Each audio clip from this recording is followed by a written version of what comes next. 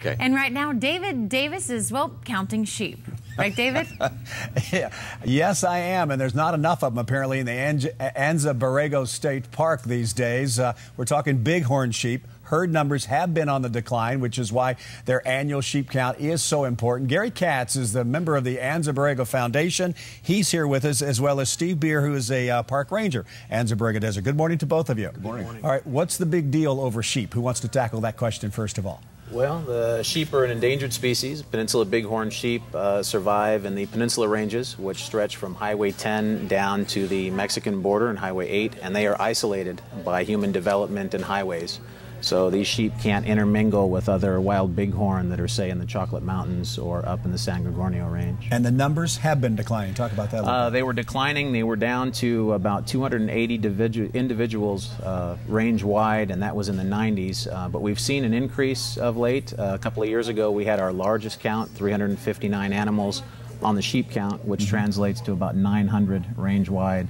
And this count, which just completed, was our second highest numbers. Now, tell us what the foundation does with all of this. Well, the Anza Borrego Foundation helps support the park and the desert, and what we do is we're the ones that actually provide the funding for the bighorn sheep count, because the desert's such an important place.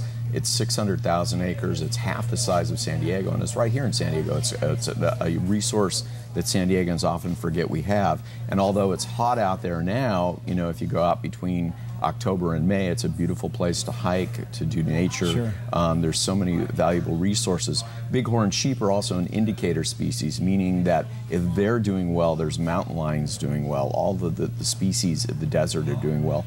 And one thing we really forget is the desert is second only to the rainforest in biodiversity. And you know, so many of us think of the desert as a dead place, but it's got so much life going on. Oh, it's so beautiful most times of the year. But 115 gets a little warm this time of year, right? It does. Let's talk about that count. It's held every July. It's an annual thing. How do people get involved? We usually have an orientation that's mandatory for first-time counters. There is a safety issue when you're out there in 115-plus degree temperatures. Rattlesnakes. So we want to rattlesnakes, but more so the heat. You're sitting in place. You're in place for 10 hours a day for 3 days. You're basically becoming part of the elements. So it's usually, the orientation is usually held the second or third week of June. I don't have the date for you for next year, but if they contact the Anza Borrego Foundation or the Anza Borrego Desert State Park Visitor Center, we have that information. Usually about the second week of May it's posted. Why is it done in the middle of the heat? Why not, say, do it in the winter? Wintertime, it's very hard to find sheep. They're off looking for places to lamb. The rams and the ewes are getting together to make families. In the wintertime, or excuse me, in the summertime, they have to come to water.